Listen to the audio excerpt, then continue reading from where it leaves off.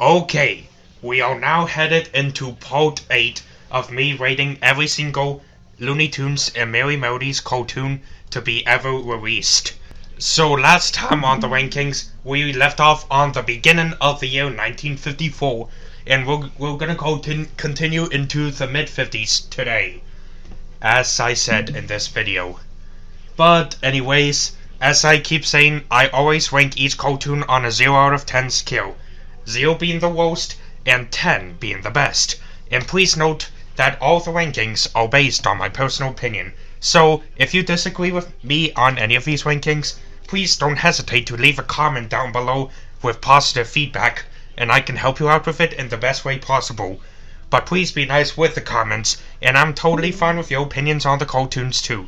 But anyways, without further ado, let's just begin, and let's go. I go for you. The Goofy Gophers are back again, being as goofy as they can possibly be just as I begin this video. But this time they are in some kind of factory where they make and produce ketchup. How amusing. Also, one thing in this cartoon that made me laugh is that one gopher gets ketchupified. Feline frame up. Mark Antony and Pussyfoot are back at it again, I see. Well, their cartoons are decent, but not all that good, but it can do better. Wild Wife. I'm gonna speak some facts here. This is basically Robert Mackinson trying to make a better and more relatable female character, and is trying to make this an apology to his wife. This could also be the first cartoon I've ever seen in which Mackinson depicts humans accurately. One thing I like about these cartoons is how the humans were drawn. No barking. Tweety's only appearance in a Chuck Jones shirt. But anyways, with that out of the way, this one has some nice backgrounds and pretty good animation for a 1954 cartoon. Still has the typical cartoon chaos you see today. And honestly, Tweety kinda looks a bit cheesy for a Chuck Jones cartoon. Just saying. Bugs and Thugs. I love the suspense and the plot of this cartoon, to be honest. Such a good cartoon with such a good plot. I think I've seen better cartoons than just this, so... The Cat's Spa. I thought we were done with Pepe Le Pew. Oh well, I'm just gonna continue to stick to his tunes. Pepe is just obsessed with romance, for fuck's sake.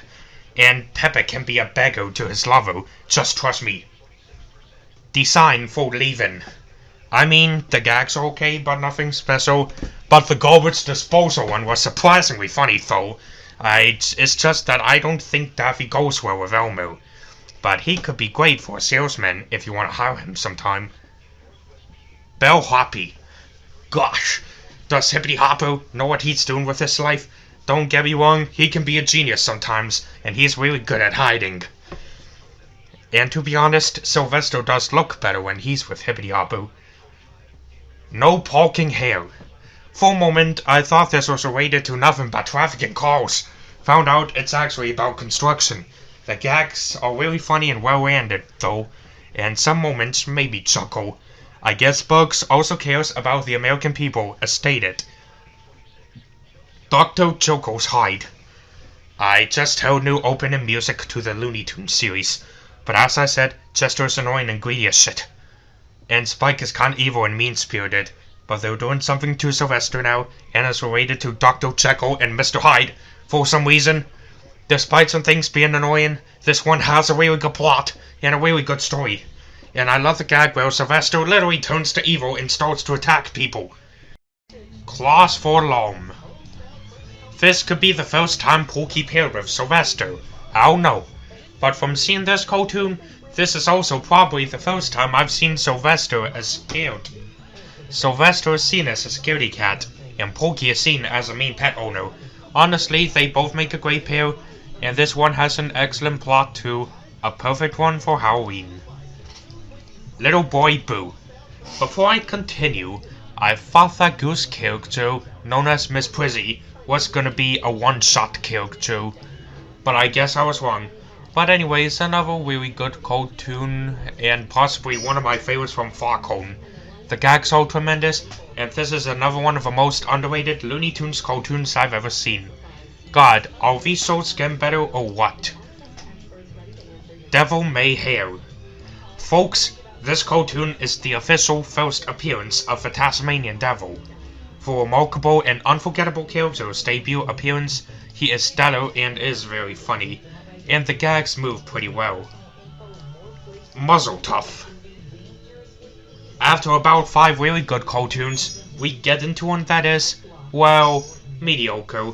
Sylvester, if you can, please do us a favor and kill that Tweety Pie, you bad old pretty tat. And before I go into the next, I'd say this tune is more ludicrous than humorous. The Oily American. I am literally questioning this cartoon right now. Why does that Native American sound more like Yosemite Sam? I believe that's kinda racist. This is not even funny, even in the slightest. Bewitched Bunny. This cartoon is a classic.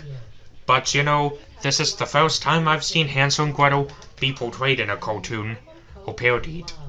But oh well, I guess I'll stick to it.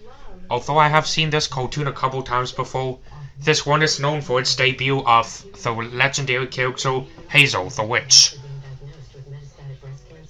Satan's Waiting. This Sylvester and Tweety cartoon is good. Very few amusing gags. While entertaining, is not one of Warner Bros.' best. I believe this cartoon focuses more on the evil side. This is about Sylvester entering the pits of hell. This is probably one of the darkest and most evil and mean-spirited cartoons I've ever seen due to its setting and its plot. Stop, Look, and Hasten. At least this is better than the last few cartoons I saw. This one has some really excellent gags, and this one is done really well. You know, the Wile E. Coyote and Roadrunner cartoons are classics. You really should check them out. Yankee Doodle Bugs. This is like a direct sequel to his hair-raising tale, but it focuses on early American history. I mean, Bugs does have a point on us making American history, but the thing that questions me is the portrayal of the Indians in the cartoon. This is like an early American history, a ode to Bugs Bunny. This one is also meant to be more serious than funny. Old Glory was better than this one. This is like a parody of a documentary about America's movement to independence. Just saying. Gone Batty. And Bobo the Elephant is back. Aw, isn't she cute? Also, let me tell you, Baseball Bugs was better than this. A redeeming quality is that Bobo the Elephant somehow reminds me of Dumbo. Goo Goo Goliath. Overall, a fairly decent Looney Tunes show. God, do one of these stokes sound drunk? He made me laugh sometimes, but that's okay. I love how some of the recent cartoons has been set in the household. Also, can someone explain why this baby is so fucking big? By word of mouth. This is basically an explanation of how capitalism works. You see, I take an economics class, and I pretty soon could be learning about capitalism, communism, and other economic systems. This is the first cartoon produced for the Alfred P. Sloan Foundation. And this one sucks. It mostly features dumb mice trying to fuck around and some possibly stereotypical, too. But I like the Sylvester cameo near the end. This is like an educational film people watch in schools that entirely focus on capitalism. Just saying. From A to Z. This cartoon is absolutely perfect in every direction. This is exactly like a child with ADHD and dyslexia's POV in solving a math problem. It's like a kid's cartoon, but with a more darker tone. Absolute perfection and one of Chuck Jones's finest. Quackshot. Another decent one in the catalog. But this time, we got Elmer Fudd and Daffy Duck paired together. And this is the long-awaited return of the Elmo Shoots Daffy gag you saw in the Haunted Trilogy. There are some good gags in here, but it's mostly dull. My Little Duckaroo. At first, I thought Tweety paired with Daffy Duck, but it's actually for Porky Daffy pairing. Always a classic. This one is a parody of The Masked Avenger. I like the gags in there too, so overall a great cartoon with a good plot. Sheep Ahoy. Ayo. we got a Wile E. Coyote cameo near the ending. But anyways, the Wild Wolf character reminds me and looks like Wile E. Coyote. And this quite feels like a Roadrunner cartoon too, but it's not the Roadrunner. Very interesting cartoon to say the least. Baby Buggy Bunny. This one is overall good, and this one has a good plot, but honestly it's also funny too at the same time, which makes this cartoon really interesting. This is about Bugs Bunny babysitting someone who is obsessed with money of all things. Jeez. Pizzicato Pussycat. We now enter 1955 with this musical cartoon. This is pretty cute yet funny at the same time. This is about a pussycat's, quote, ability, unquote, to play the piano like a genius. But spoiler alert, a mouse is actually seen up and playing a piano for the cat. I'm not that much of a piano expert, no, am I good at playing the piano? But still. But I guess that's another great one. Feather Dusted. Well, this one is also decent. I'd prefer Little Boy Boone in this one. Pests for Guests. Oh my god, it's the Goofy Gophers again, being as goofy as they can possibly be, just like I always say. But the funny thing is, the backgrounds remind me of Rabbit File for a reason. No wonder why Elmer Fudd did star in this cartoon. The Goofy Gophers are just as goofy as Alvin and the Chipmunks. Gee, what is going on with these gophers? Beanstalk Bunny. This is like a follow-up to Jack Rabbit and the Beanstalk, but surrounded by a different plot. But anyways, still the same potential as Jack Rabbit and the Beanstalk, but add Daffy and Elmer in it. Still has some really good gags. All Fouled Up. And Falcon Leghorn is back. Man, is Falcon Leghorn an asshole in this cartoon. Nothing else to say, so that's that. Stoke Naked. One of the more battered episodes. All I can say is the sword is bad and the setup for this takes way too long. The gags in this are slow paced and the Stoke is pretty dumb to be honest, but the gags are a bit amusing at the least. Lighthouse Mouse. Yet a very interesting cartoon, but meh, another decent one. The setup for this just takes a bit long, but the plot of this is yet quite interesting to say the least. One of the most stupidest and nonsensical Sylvester cartoons I've ever seen, but yet a bit funny. Sahara Hare. This one exactly represents what the Sahara Desert, or the longest desert in the entire world, feels like. Has some decent camel gags, but mostly just another good Bugs in Yosemite cartoon, but set in Africa this time for some reason. This one is pretty damn humorous for a reason, and I like it. The gags are good, man is Yosemite Sam aggressive in this cartoon. Sandy Claus. By the title, I always thought this was going to be a Christmas cartoon, but it is eventually just a beach cartoon. Man, was I dumb. This is actually mediocre, with some good gags here and there. I'm not a fan of full Sylvester and 3D cartoons, but oh well, it may need some work. The Whole Idea. I've seen better Robert Mackinson cartoons than that, but coincidentally, the scientist in this cartoon looks like a little Albert Einstein who died 2 days after this cartoon aired. You know, despite the idea being creative, it could need some work. Ready, set, zoom. I've loved the moment when the Roadrunner spins his head around. It literally gets me. The gags in this cartoon are really good and quite hilarious. Wile's traps always fails to go through, and the Roadrunner always knows what he's doing. Also, way too many explosions, and that ending punchline made me laugh my ass off. Hairbrush.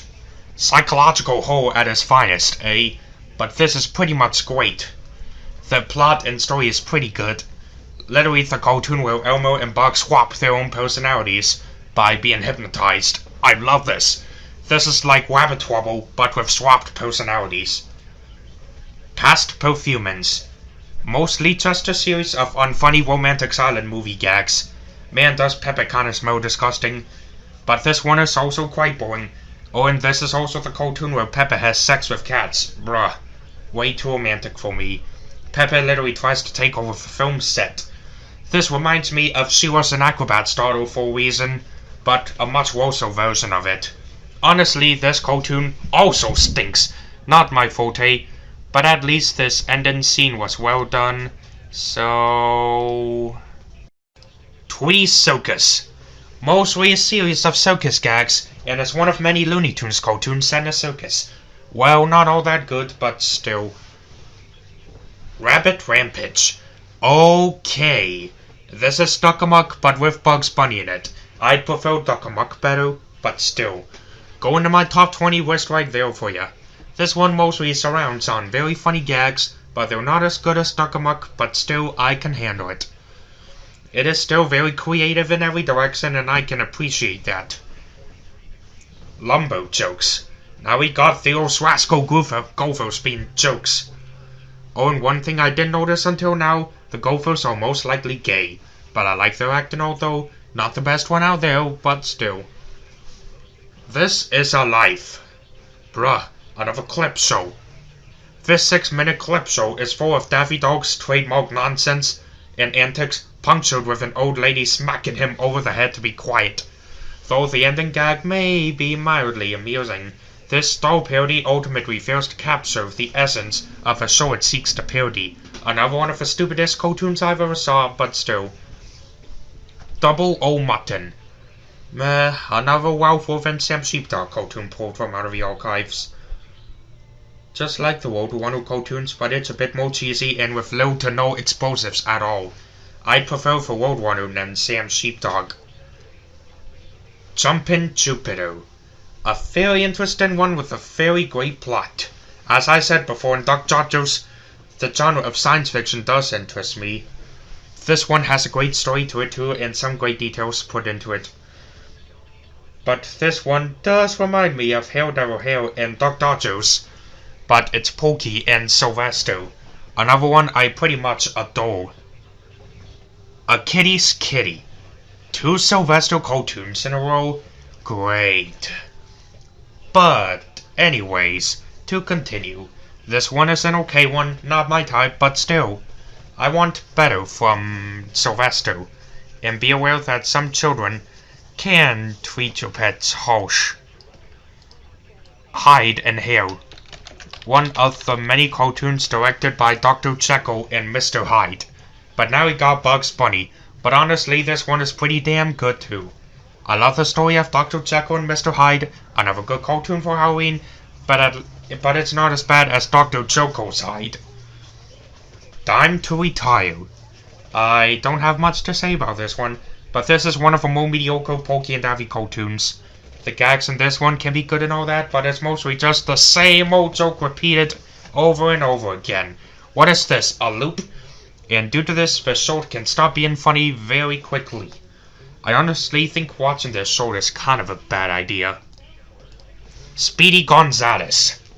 This show apparently won an Oscar? How shocking.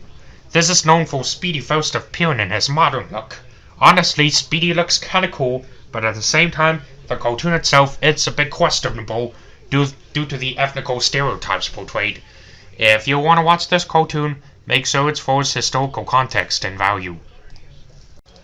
Nightmare Hair. Well, this one has a pretty interesting plot and all that, but there's just something to it. The gags may not work and the premise can be a bit boring, but I like the castle setting overall, but this is another good cartoon, nothing else to say here. 2 cents worth. Well, there are plenty of Peppa cartoons in this part, as it is Valentine's Day at the time this video was released. Also, correction on the past Perfumance part. Some of Peppa's cartoons feature him trying to have sex with a cat. Yeah. But I think this one is about Peppa and his cat going on a honeymoon. Too much kissing and too much romance. No, thank you. Red Riding Hoodwinked. Well, the designs in this cartoon are pretty good to say the least. But the Red Riding Hood design looks fine, but at least it's better than Tex Avery's design of Red Riding Hood. Also, I'm thinking that Granny has a new look or redesign, but considering that Free Lang or Malcolmson has a human redraw, it's uncertain. Also, I am questioning why that wolf kinda reminds me of a drunk version of Wile E. Coyote or Ralph Wolf. Roman Legion Hair. This could be the first cartoon I've seen that's set in ancient Rome. Cool, I guess. But anyways, a very decent one and probably historically inaccurate and stereotypical, but still. We'll get to see more of these cartoons as days go by. Hair conditioned. Wow! Sylvester's rich! But anyways, is it just me, or have I always thought this was gonna be a Bugs Bunny cartoon from the start? And surprisingly, Elmo keeps teaching Sylvester a lesson about that money. Very cool, I guess. Guided Muscle. This is another very good one. Chuck Jones is probably perfect in his Roadrunner cartoons now. The gags are perfectly timed and perfectly landed, and is probably one of his finest at around this point. Pappy's Puppy.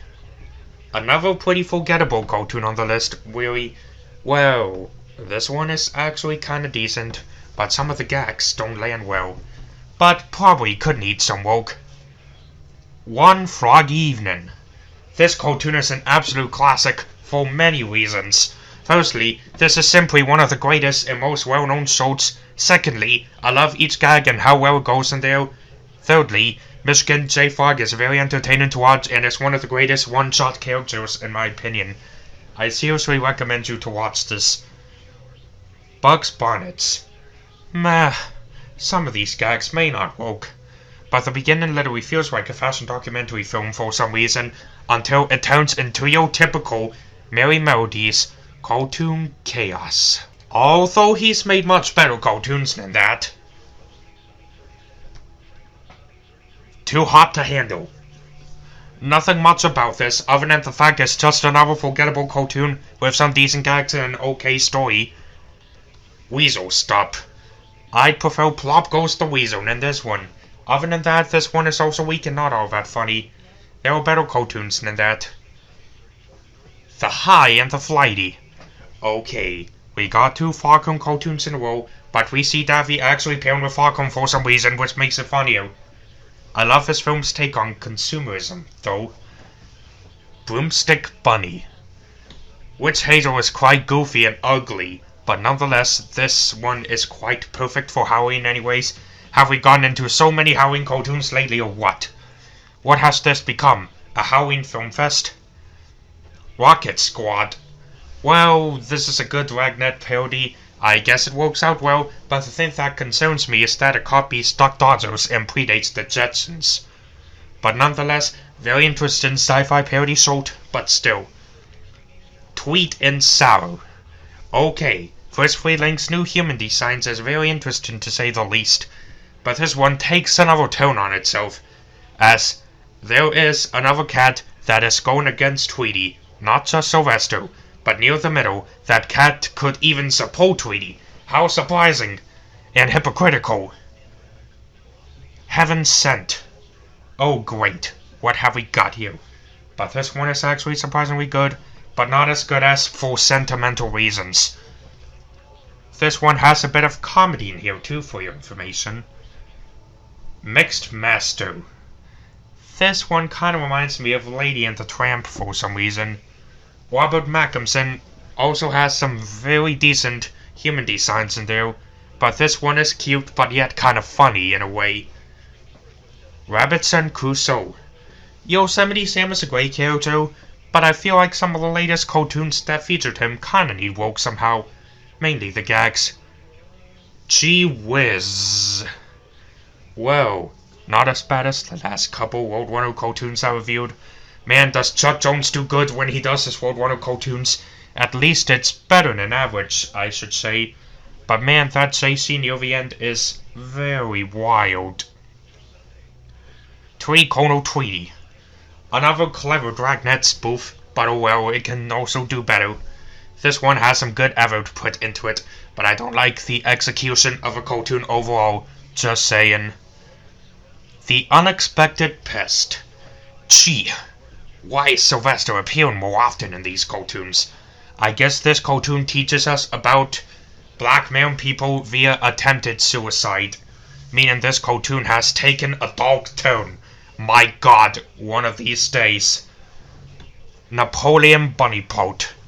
And guys, we have officially arrived at the cartoon where Bugs Bunny teams up with Napoleon. But therefore, this one is not all that funny. Napoleon talks in some kind of weird accent for some fucking reason, and is probably historically inaccurate and stereotypical for all I know. Either that, or they're going against French people again. Imagine comparing Napoleon to Hollywood. Tugboat Granny. As I said, the new Granny look from First Freeling looks kinda ugly, but okay. But the music at the beginning is pretty damn catchy, until it devolves into the typical Sylvester and Tweety shenanigans. Stupid Duck. Superman or Super Rabbit, but it's Daffy's turn now. We waited about 13 years for this, and as I said, it reminds me of Max Fleisch's Superman cartoons. Daffy Duck being dressed as Superman is quite interesting, to say the least. But nonetheless, despite the Superman ripoff, it has a really good plot. Barbary Coast Bunny, aka Bugs Bunny wins by absolutely doing nothing. How unique and original. But nonetheless, a very interesting cartoon with some good gags and some good pacing, but this short kinda lacks energy for some reason. Rocket Bye Baby. Now we got Chuck Jones copying First Freeling's human designs too. Gee. But anyways, this one is cute. 1950s sci-fi is really good in my opinion, and this is another example of a sci-fi cartoon right there.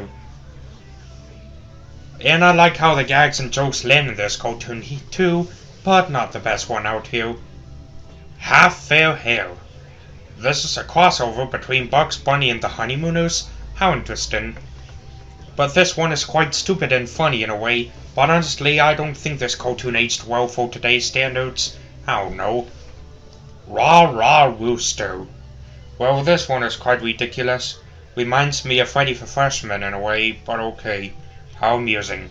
This is yet another example of a Farcone Leghorn cartoon, where he tries to get rid of some person he doesn't want hanging around on the farm, but they keep backfiring on him.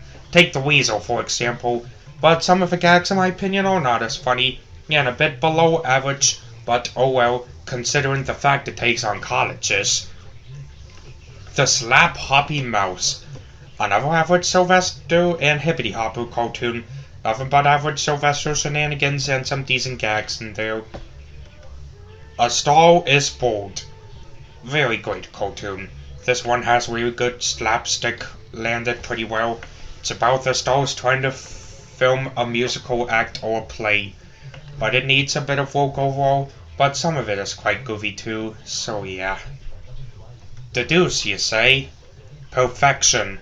Reminds me of Sherlock Holmes, but it's Porky and Daffy. Damn, wow, these two so good at being in a fantasy situations together with such good stories, and I especially love the gags and how this cartoon goes. This one is really suspenseful, epic, dramatic, and tells a good story. Yankee Doodle. What in the actual fuck did I just watch? It's another one of the Alfred P. Sloan cartoons that teaches us about capitalism, but set in a fairy tale. My, isn't that something? And this is one of the stupidest and most wackiest, goofiest, and looniest cartoons I've ever saw. It's pretty damn bad. The elves in this story look way too goofy and retarded. So goofy that it makes the goofy gophers look friendly.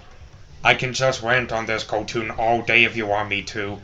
Also, the gags and production in this is laughably bad, but more on the awful side. Radio Rabbit. Bugs Bunny chases Elmer Fudd throughout a TV studio. This one is bad, for pop culture references aged poorly, and I prefer Hairdo and the Ducksters than this. Also, this reminds me of the Hollywood caricature parody cartoons.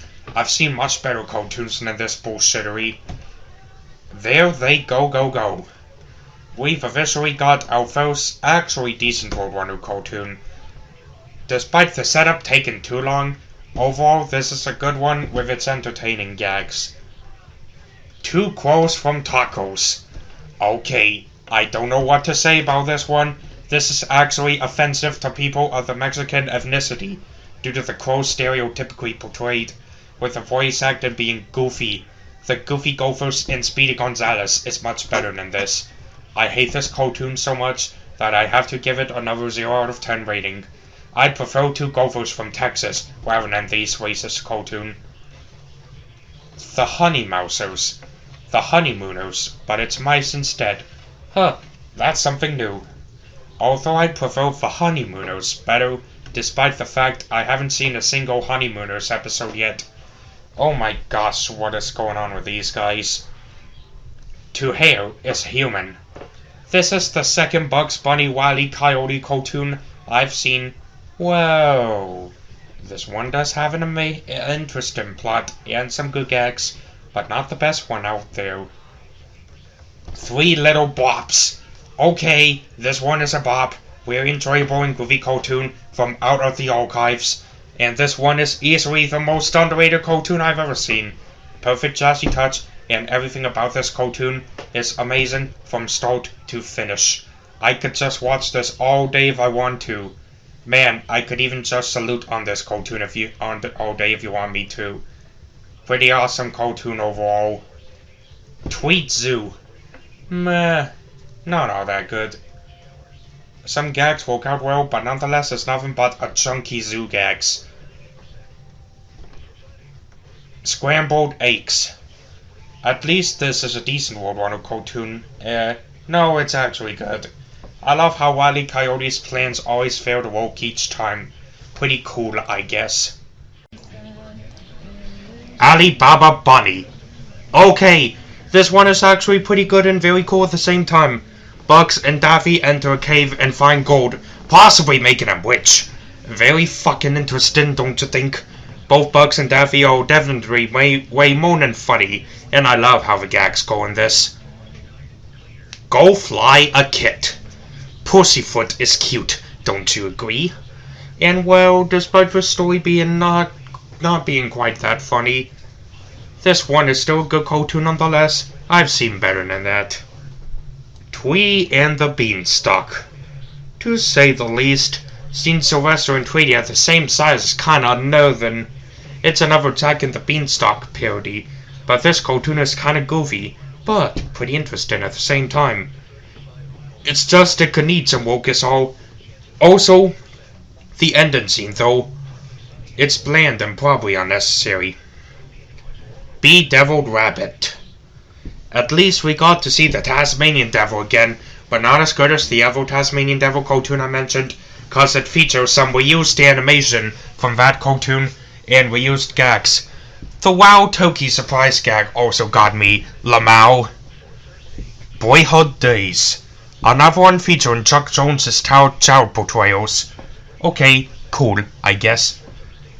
This is the return of Ralph, who previously appeared in From A to Z. I prefer the other one better. This one is about Ralph's nightmare about some African stereotypes attacking and kidnapping his parents. I love how some of Ralph's cartoons features him being in nightmares.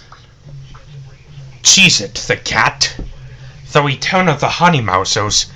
Well, these critters are quite comedic in a way, to be honest, but they could need some work, despite the fact that they rip off the Honeymooners. Fox Terror. Not Falcon Leghorn dealing with another bullshit fox.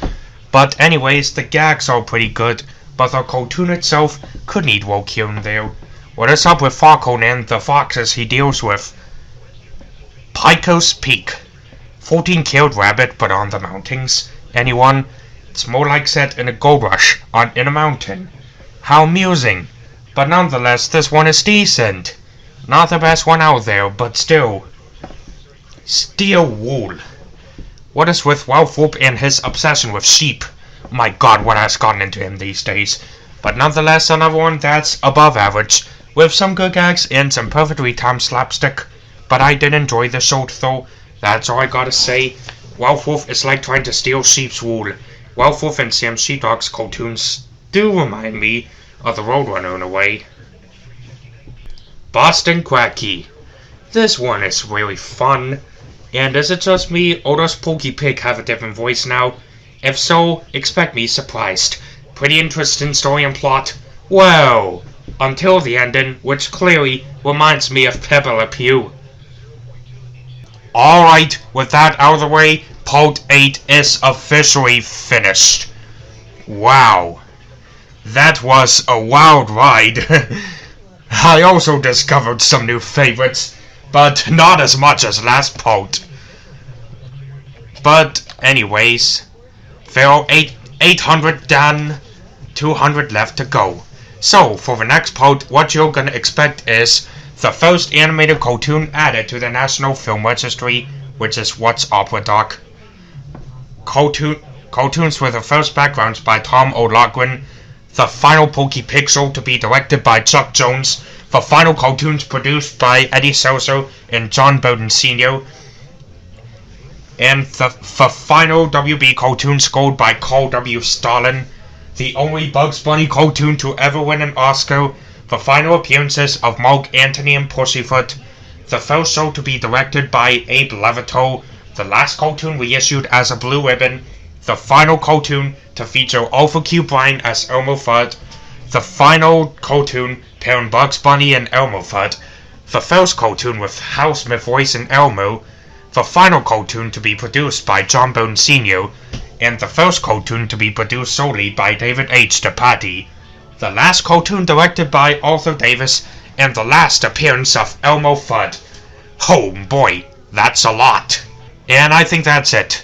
And that'll be it for my ranking video. So if you can, please hit a like, comment, and subscribe if you haven't done so already.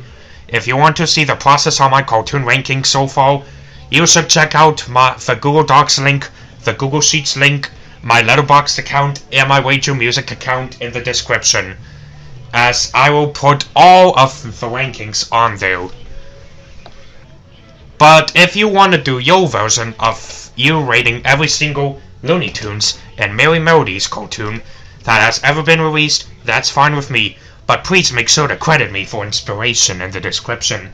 I was also inspired by other users like the Hit Critic and LS Mark to do this.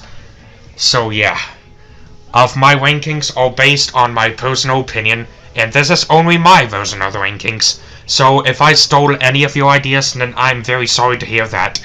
Any feedback will be appreciated, as long as it's positive feedback. But anyways, that'll be it for this video. Happy Valentine's Day, and I'll see you in the next one.